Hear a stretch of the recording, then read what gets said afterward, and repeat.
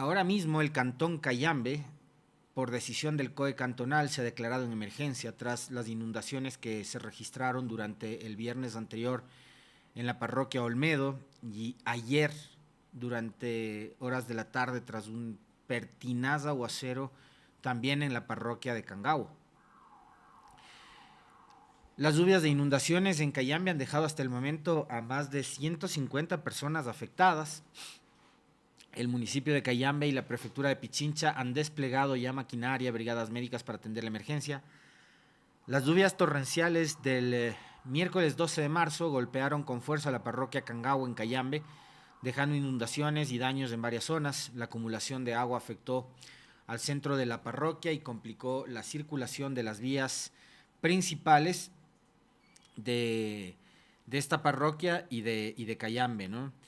Eh, las autoridades activaron protocolos de emergencia y coordinaron acciones con distintos organismos para mitigar los efectos del temporal. La prefectura de Pichincha movilizó maquinaria pesada para acelerar la evacuación del agua y despejar las vías. Equipos de trabajo se desplegaron con retroexcavadoras, volquetas, motoniveladoras en los puntos más críticos. Se indicó que existe una persona herida, más de 20 personas damnificadas y varios cultivos que se han perdido.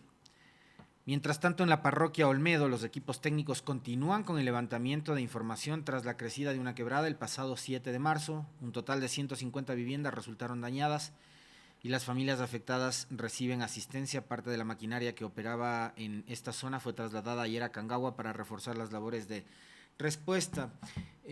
Hoy en horas de la mañana, muy temprano, ya mismo de hecho, ¿no?, la prefecta de Pichincha, Paola Pavón, estará trasladándose hasta esta zona de Cayambe, de este querido cantón de la provincia de Pichincha, que está ubicado justamente hacia el norte de la provincia, para coordinar las acciones que se están llevando adelante entre todos los organismos que forman parte del COE cantonal en este caso, ¿no?, liderado por el municipio, y también con otros organismos de socorro que están llevando adelante las tareas de rescate y posterior limpieza de estas zonas que se han visto gravemente afectadas por las fuertes lluvias y las inundaciones de los últimos días. Y ahí un pedido especial para todas y todos ustedes. Estos momentos siempre suele servir para convocar a la comunidad a ser solidarios y a que nos sumemos con donaciones que son de mucha utilidad para unas comunidades como las de, en este caso, Olmedo y Cangagua, que han sido muy golpeadas por las lluvias. Las intensas lluvias han provocado inundaciones, deslizamiento de tierras, daños estructurales, dejando a muchas familias en situación de emergencia. Desde la prefectura de Pichincha estamos trabajando unidos para brindar apoyo solidario a quienes más lo necesitan. Así que ustedes pueden acercarse hasta las instalaciones de, como le conocen, ¿no?, el Consejo Provincial o Prefectura de Pichincha, por la calle Arenas, el acceso 1, y entregar lo que puedan. En estos casos, quizás lo más urgente son implementos de limpieza, ¿no?, por ejemplo, palas, escobas, botas de caucho, pero también se necesita colchones, sobre todo para estas más de 150 personas que se han visto afectadas y que ahora tendrán que ser ubicadas, al menos temporalmente, o en familias o viviendas acogientes o en albergues que tendrán que improvisarse para que puedan mantenerse seguros mientras se llevan adelante las tareas de limpieza, tanto en las vías de acceso a sus domicilios como también en sus casas que se han visto afectadas e inundadas. Entonces se necesitan colchones, se necesitan frazadas, cobijas. Les decía hace un par de días también que hay niños, hay niñas, hay bebés y también hay adultos mayores que requieren, por ejemplo, de pañales. Se requiere alimentos no perecibles y productos de higiene. Si usted tiene la posibilidad de donar arroz, frijol, lenteja, garbanzo, enlatados, pues háganlo. Si tenemos la posibilidad de donar agua o aceite, atún, sardinas, pues tratemos de colaborar. El personal de la Prefectura de Pichincha va a estar listo y presto para recibir todo tipo de ayudas y de donaciones, que también sabemos ya la empresa privada ha empezado también a sumarse, a colaborar con estos rincones, en este caso de la provincia de Pichincha, que nos necesitan, ¿no? Se trata de 2 parroquias del querido cantón Cayambe que se han visto muy golpeadas por las lluvias y que están ahora mismo demandando de nuestro aporte y de nuestra colaboración. También es verdad, gracias por recordármelo a la querida Patricia Santillán, si ustedes están en posibilidad de donar comida para mascotas, háganlo. Háganlo. Si están en posibilidad de donar comida balanceado para mascotas, háganlo. Porque también se necesita alimentación para las mascotas de las personas que tienen sus animalitos de compañía, ¿no? Y que también necesitan en este momento de muchos cuidados. Así que es el llamado y la invitación a todos ustedes para sumarnos a esta causa que es bastante noble. Y a propósito del tema deudas y a propósito de las necesidades que están enfrentando varios de los cantones y provincias de este país, los prefectos ayer, como lo anticipábamos también, se juntaron en Portoviejo, provincia de Manabí, ante la Comisión de Gobiernos Autónomos Descentralizados de la Asamblea Nacional que sesionó en Manabí, en Portoviejo. Expusieron justamente cuáles son en este momento los montos que adeuda el gobierno nacional y el Ministerio de Finanzas a los gobiernos locales, prefecturas, municipios, juntas parroquiales. Y al final de la jornada brindaron una rueda de prensa y tenemos un extracto de lo que fue también la intervención de la prefecta de Pichincha y presidenta del Consorcio de Gobiernos Provinciales del Ecuador, Congope, Paola Pavón.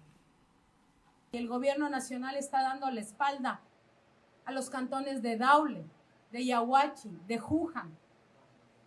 Se le está negando la posibilidad de vivir con dignidad en medio de esta emergencia a los territorios de Otavalo, de Pimampiro, del Chaco, de la Concordia, de Cayambe, de Puerto Quito, del Girón.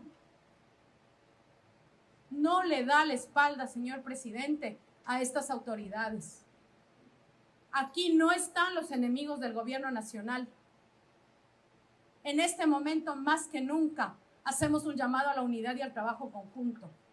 Pero no se puede utilizar el dolor de la gente como un mecanismo de chantaje y de castigo a quienes no responden a consignas electorales.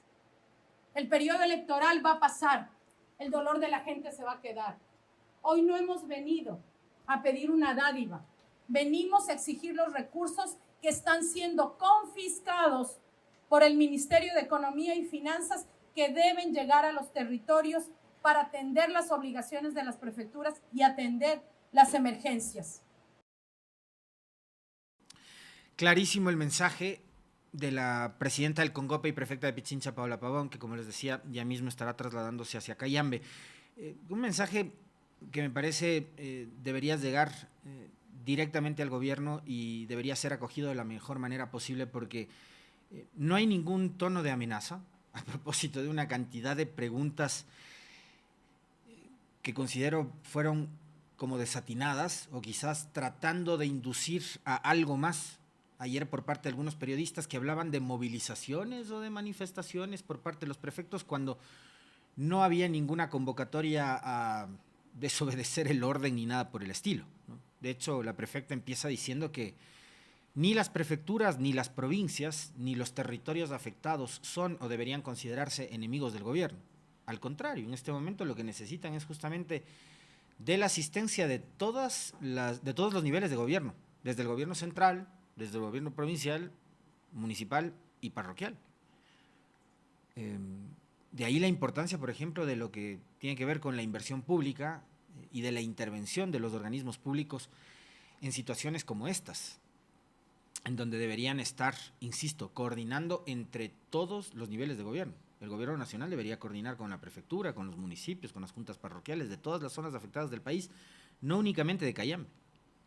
Entonces no había ninguna amenaza de movilizaciones, de manifestaciones, de paralizaciones. Hablaban algunos periodistas ahí en la rueda de prensa de cierre de vías, ¿no? Y la prefecta Pavón le decía, las vías están ya en este momento suficientemente caotizadas, primero por el mal estado de las mismas y después por los bloqueos que hay en cuanto tiene que ver con deslizamiento de tierras, deslaves y la situación que está provocando el invierno, como para que en este momento las prefecturas o cualquier otro organismo pretenda cerrar vías como medida de presión o de manifestación en contra del gobierno. No había ningún tipo de amenaza de ese estilo, sino un mensaje de, con firmeza, por supuesto, exigiéndole al gobierno y al Ministerio de Finanzas que les pague a los gobiernos locales lo que les corresponde por ley, porque tampoco es que les está pidiendo dádivas, como bien decía la prefecta en su intervención. No les estaba pidiendo limosna, les está pidiendo a los señores de finanzas y del gobierno nacional que transfieran los recursos que por ley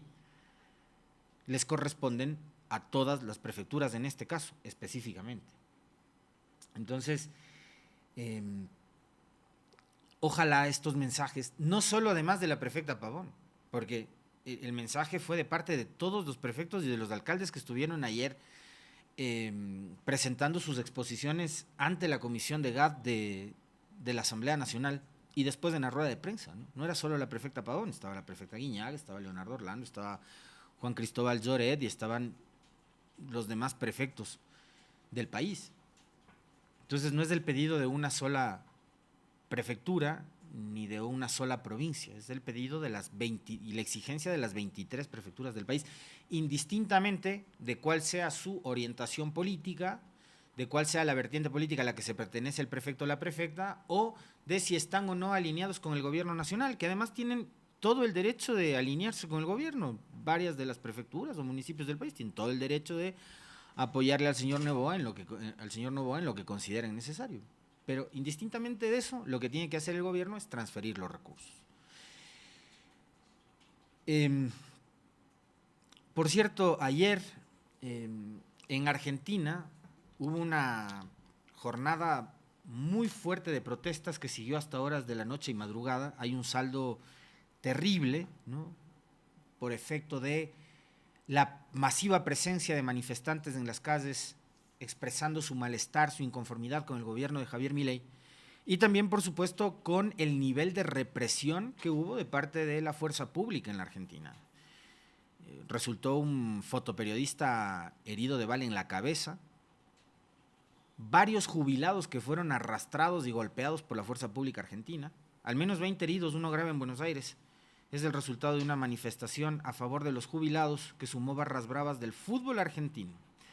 El centro de Buenos Aires, históricamente escenario de nutridas y aguerridas manifestaciones, sumó este miércoles un capítulo desconocido: la presencia masiva de barras de los principales clubes de fútbol en la Argentina en apoyo a los reclamos de los jubilados, mientras en el interior del Parlamento los legisladores se trenzaban a golpes en un día que terminó con un abrumador operativo policial, piedras, gases lacrimógenos y balas de goma. La manifestación congregó a grupos del kirchnerismo y la izquierda más radical, pero los que destacaron fueron los integrantes de estas barras de los equipos de fútbol en estas protestas. Cuando caía la noche en Buenos Aires, con coches de policía incendiados, las autoridades hablaban de 31 detenidos en un principio, unas cifras que crecieron a al menos 20 heridos, uno de ellos grave, y más de 100 detenidos, según datos de la policía. Los viejos no se tocan, eran los cánticos de los manifestantes lejanos a la violencia y con justificadas razones. Un enorme porcentaje de los jubilados argentinos cobra en torno a 200 euros por mes, una cifra irrisoria en un país que en los primeros 15 meses del gobierno de Milei se convirtió en uno de los más caros de América Latina, con precios de los alimentos que superan los de los países europeos. Así de simple, ¿no? Bastaron 15 meses del gobierno de Milei para que Argentina se convierta en uno de los países más caros y para que a los jubilados no les alcance el dinero ni para la comida, peor todavía para las medicinas que son tan necesarios en ese momento de su vida, ¿no?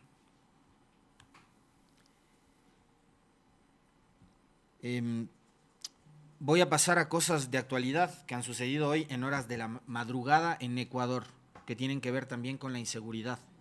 Antes, permítanme enviarle, gracias por este mensaje al querido colega y amigo Andrés Reliche, un saludo para María Fernanda Donoso Pérez. Ella ha sido seguidora de este espacio, así que para María Fernanda le mandamos un gran abrazo, a María Fernanda y a su familia. En horas de la madrugada, ¿qué se conoció?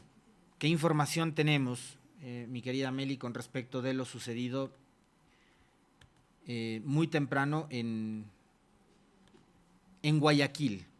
El periodista Ricardo Alcíbar daba cuenta en sus redes sociales y en su cuenta de X: atentado terrorista en Guayaquil. Esta publicación es de las 6:17 de hoy, jueves 13 de marzo del 2025. Delincuentes explotaron un coche bomba en los exteriores de la penitenciaría del Litoral, afectando a 6 vehículos más. Producto de la explosión, un guía penitenciario falleció y un policía resultó herido. Varios sectores aledaños están sin luz y obviamente aterrados, ¿no?, por la situación. Los medios de comunicación también han empezado a recoger más información sobre lo sucedido. La madrugada del portal digital Primicias recoge información sobre esto, mientras ustedes están viendo imágenes que circularon en redes sociales durante la mañana y madrugada de hoy. Hubo alarma en los exteriores de la penitenciaría del Litoral en Guayaquil por la explosión de al menos un carro estacionado en sus alrededores. Días atrás, en este centro carcelario, encontraron 5 privados de libertad fallecidos. Los hechos ocurrieron aproximadamente a la 1:30 de la madrugada, vía Adaule, kilómetro 16. Se escuchó una fuerte explosión y luego varios vehículos que estaban estacionados fuera del centro carcelario quedaron envueltos en llamas, según los testigos. La onda expansiva llegó hasta los locales comerciales cercanos a la penitenciaría del Litoral. Sus propietarios contaron al canal Ecuavisa que escucharon el estruendo y los techos, puertas y paredes resultaron afectadas. Esto es lo que se conoce hasta el momento sobre lo ocurrido en las afueras del centro carcelario. Los vecinos escucharon una explosión en los exteriores de la penitenciaría. Al menos 4 vehículos se incendiaron y 2 de ellos quedaron destrozados. Las autoridades aún no han confirmado si se trató de una explosión de coche bomba. Personal de bomberos de Guayaquil acudió al sitio para apagar el incendio de los vehículos y la explosión también afectó al servicio de energía eléctrica en varios sectores de la zona. Algunos locales comerciales que están al frente del centro penitenciario resultaron también afectados. Durante la madrugada se reportó el cierre de la vía Daule en el sentido hacia el norte por el procedimiento de la policía. La vía fue habilitada antes de las 5 horas. Un reporte preliminar indica que un guía penitenciario murió. Sin embargo, esa información no ha sido confirmada por las autoridades competentes. Sabemos que en efecto esa es la noticia, de que un guía penitenciario habría fallecido y que otro integrante de la Policía Nacional habría resultado herido, ¿no? Hasta el momento, el Servicio Nacional de Atención a Personas Privadas de Libertad, SNAI, y la policía tampoco se han pronunciado sobre los hechos en los exteriores de la penitenciaría. Eso es de la mañana y madrugada de este jueves.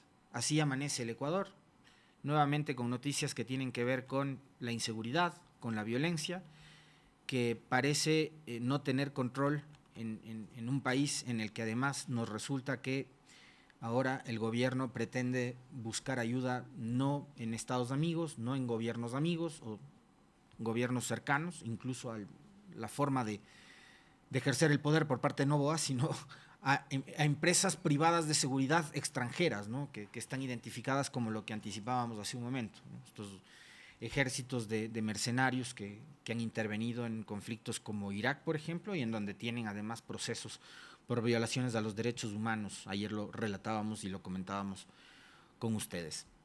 Me va contando la Meli si es que se conecta nuestro primer invitado. Entendía que se iba a tratar de conectarse más temprano para poder empezar con las entrevistas.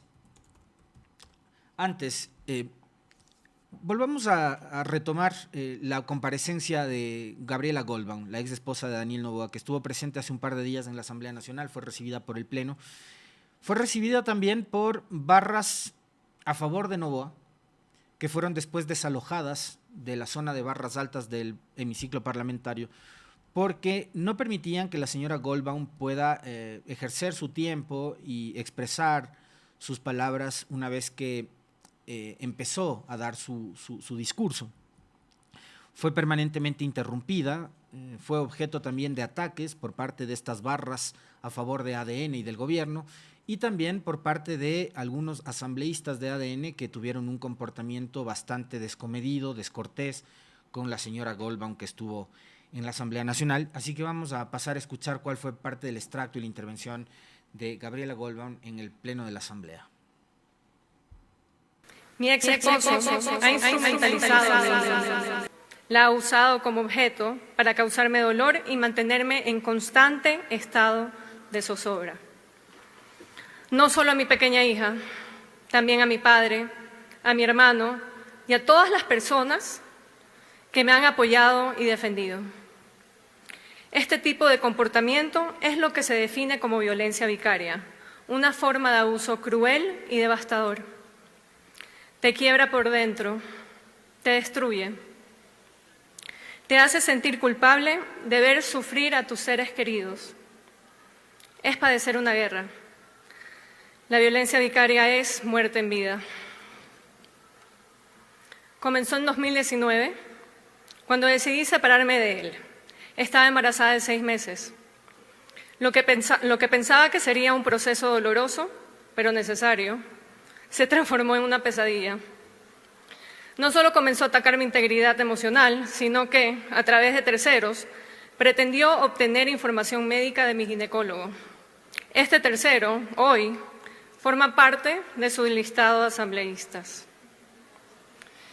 Mi padre también fue víctima de su acoso al ser acusado por algo tan absurdo que la denuncia fue desechada. Cuando nació nuestra hija, empezó a acosarme emocionalmente con el pretexto de querer ver a la niña. Los pedidos se volvieron cada vez más complejos, como pretender que yo se la entregue a su abuela paterna para que ella la lleve a Nueva York a verlo cruzar la meta de una maratón. Mi hija tenía apenas 6 meses de edad. Ante mi negativa a cumplir con sus múltiples deseos, su tono se volvió más agresivo y luego se convirtió en una retahíla de demandas en mi contra y en contra de mi familia. Ya sumo 42. Valía la pena, como les decía, escuchar parte de este extracto de lo que fue la intervención que duró un poquito más de 15 minutos de Gabriela Goldbaum en el Pleno de la Asamblea, que, como les decía, fue recibida de manera hostil por parte de gente de ADN y barras que habían sido ubicadas en la parte alta del hemiciclo parlamentario y que estaban, digamos, tratando de atacarla, de interrumpirle, de insultarle, y que después ventajosamente fueron desalojadas por parte de la presidenta de la Asamblea, Viviana Veloz, para que la señora Goldbaum pueda seguir haciendo uso de su palabra y culminar su intervención. Una intervención que no ha tenido la difusión que debería, o que uno cree que, al tratarse de la ex esposa del presidente Noboa, que nos está alertando de situaciones muy graves con respecto del tipo de violencia que él ha ejercido sobre ella y sobre su hija, debería ser útil que la sociedad entera y el país lo conozca y lo vea y lo escuche y lo sienta. Y como lo dije ayer, para las personas que se preguntan ¿y por qué ahora? Yo les pregunto ¿y por qué no ahora? Son 6 años que la señora Goldbaum ha venido soportando este tipo de acoso y de presiones. Ahora,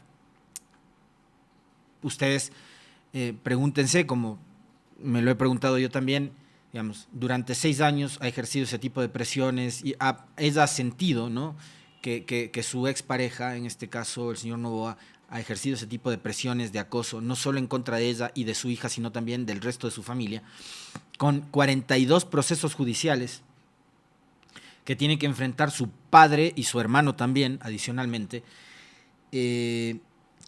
¿Cómo habrá cambiado esta situación una vez que su ex esposo se convirtió en el hombre más poderoso del país? Y una vez que las cortes, los jueces, no tienen reparo en hacer y obedecer lo que quiere y lo que le interesa al jefe de Estado, en este caso el presidente de la República. Entonces, ¿es oportuno? Sí, siempre va a ser oportuno. La pregunta es ¿por qué esto para los grandes medios de comunicación no es noticia? Cuando antes se han hecho noticias de temas de farándula, incluso para tratar de afectar a determinadas personas en casos específicos. ¿Recuerdan ustedes cuando lo de Mayra Salazar y cómo Carolina Jaume estaba en todos los medios de comunicación y en todos los canales de televisión y en todas las radios y en todos los portales digitales? Bueno, la pregunta ahora es ¿por qué en el caso de la señora Goldbaum no pasa exactamente lo mismo? ¿por qué no genera el mismo interés que antes, por ejemplo, generaban los casos en los que se relacionaba la señora Jaume? Y la farándula, cómo le interesaba tanto a los noticieros y a los medios de comunicación más formales, si se quiere llamarles de alguna manera. Y resulta que ahora esta denuncia que hace la señora Goldman casi que pasa desapercibida en los grandes medios de comunicación de este país. Pero quería ponerlo a consideración de todas ustedes, de todas y todos ustedes, por si acaso no lo hubieran escuchado o no lo hubiesen visto. Para cerrar el comentario, ayer finalmente la CONAIE y varios grupos sociales mantuvieron una reunión que de hecho, digamos, es una de tantas reuniones que han mantenido, y está bien porque la decisión que van o que deben adoptar no es una decisión cualquiera. Este es un momento probablemente histórico y la responsabilidad y ese momento histórico me parece que demanda, además no solo de los señores de la CONAIE, del movimiento indígena, de los grupos y organizaciones sociales, en donde no solo están comunidades indígenas, sino también organizaciones relacionadas con la defensa y los derechos de los sindicatos, de los trabajadores, del ambiente, ¿no?, de las mujeres, de las minorías, etcétera, demanda que estén a la altura de la historia. Pero no solo de ellos, como les decía, también del otro lado, porque del otro lado, en cambio, hay una organización política y hay una candidata presidencial que yo me imagino estará muy interesada finalmente en sentarse a conversar con Leonidas Issa y con todos los líderes y con todos los representantes de las demás organizaciones que les mencionaba, y que también tienen una gran responsabilidad, que es la de acoger las demandas de todos estos grupos. Probablemente no todas, probablemente sí la gran mayoría, o probablemente sobre todas llegar a puntos intermedios. Y ahí creo que, les decía yo, este momento histórico que vive el país demanda justamente de lado y lado, de las organizaciones que aglutina la CONAIE y demás, pero también de la Revolución Ciudadana y de su candidata Luisa González, estar a la altura de ese momento histórico. Ni un solo voto a la derecha, esa fue la resolución que adoptó la Confederación de Nacionalidades Indígenas del Ecuador, CONAIE, y de otros 75 grupos sociales de cara a la segunda vuelta electoral en Ecuador. Los dirigentes se reunieron 12 de marzo, miércoles, no martes. Está mal la nota de este portal digital, que es del portal de Teleamazonas, por cierto. No. La Asamblea Popular Plurinacional, liderada por el ex candidato presidencial Leonidas Issa, se reunió en Quito para definir si dan su apoyo a Luisa González, candidata de la Revolución Ciudadana, o al presidente candidato Daniel Noboa. La cita duró más de 5 horas y se analizaron distintos temas como la minería ilegal, la amnistía para los defensores de derechos humanos, entre otros temas. Al frente del debate estuvieron Leonidas Issa, presidente de la CONAIE, Guillermo Churuchumbi, coordinador de Pachacutic. Ambos recalcaron en sus discursos el rechazo a la actual administración del presidente Daniel Noboa.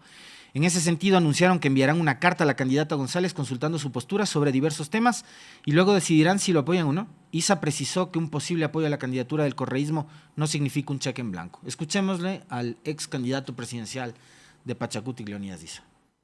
Ecuador, que estamos aquí juntos, trabajadores del campo y la ciudad, obreros, campesinos, los que producimos la tierra y los que damos de comer a las grandes ciudades. Todos los que aportamos en la economía de este país. Por ello quiero pedir, hemos tenido un debate muy intenso, posiblemente las lecturas de cada compañero que ha venido de diferentes sectores no corresponda a los criterios asimismo de algunos de los compañeros, pero lo que estamos claros y el condumio de esta reunión es que todos estamos de acuerdo. Hay que consolidar la gran unidad para enfrentar al proyecto neoliberal fascista de derecha. En eso estamos absolutamente claros. Por ello me parece importante, para que pueda caminar esta gran unidad, elevamos las demandas centrales a las cuales necesitamos escuchar a la candidata, sobre todo.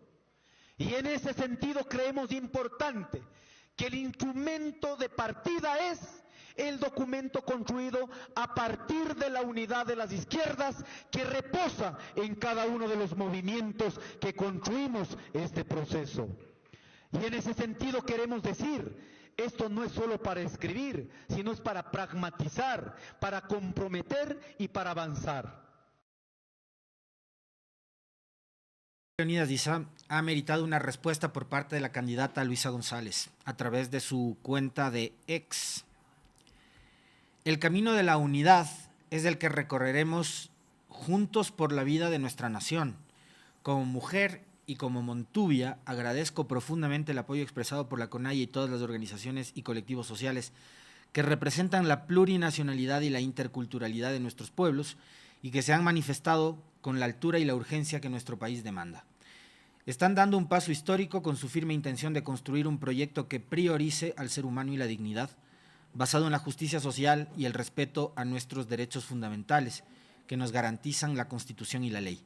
Asumo con total responsabilidad el pedido para la construcción de una agenda programática que promueva mejores días para Ecuador. Estoy convencida además de que este camino será mucho más amplio e invitará a todos los sectores que conforman nuestro país a caminar hacia adelante, juntos sin dejar a nadie atrás. Estoy totalmente convencida de que nuestras coincidencias son mucho más grandes que nuestras diferencias. Ahora más que nunca creo que pronto cambiarán los días de miedo por los de esperanza, la polarización y el odio por la unidad y la mentira por la verdad. Dejaremos atrás la indolencia y el abandono y daremos paso al bienestar colectivo y a la paz que todos los ecuatorianos anhelamos, integrándonos al mundo y a la comunidad internacional. Nuestra lucha es por la vida. Esa es la respuesta de Luisa González a este mensaje que emitió ayer Leonidas Diza y que lo ha recogido la candidata de la Revolución Ciudadana en un post de Radio Pichincha. Como decía hace un momento, es un momento histórico el que vive el país y probablemente, capaz ya lo dijimos de esto antes, ¿no? Capaz ya lo dijimos de esto en el 2021 cuando se decidía la segunda vuelta entre Lasso y Arauz, y capaz también lo volvimos a decir en el 2023 cuando se decidía esta contienda entre Luisa González y el actual presidente Noboa. Pero una vez que el país ha experimentado y ha vivido lo que es el régimen de Noboa durante estos meses,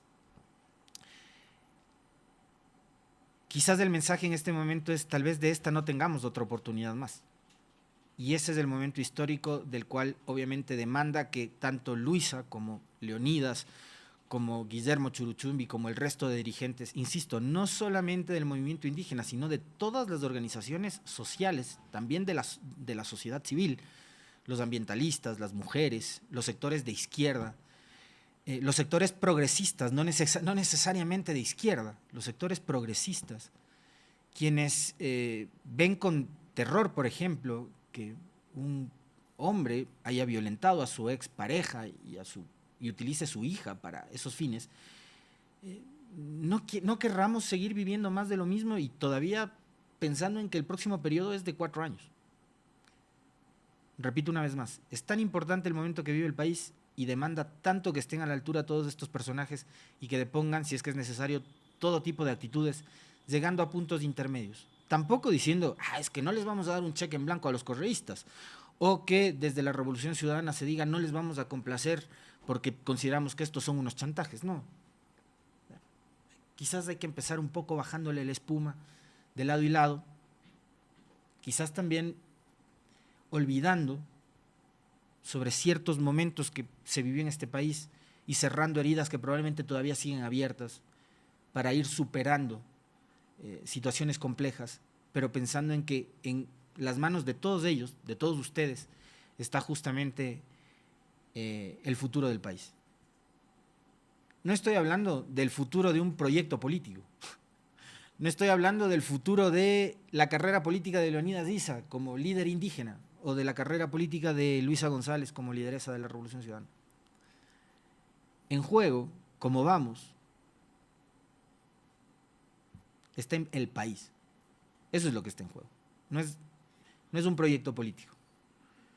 No son intereses particulares. es el futuro del país el que está en juego. Así de simple.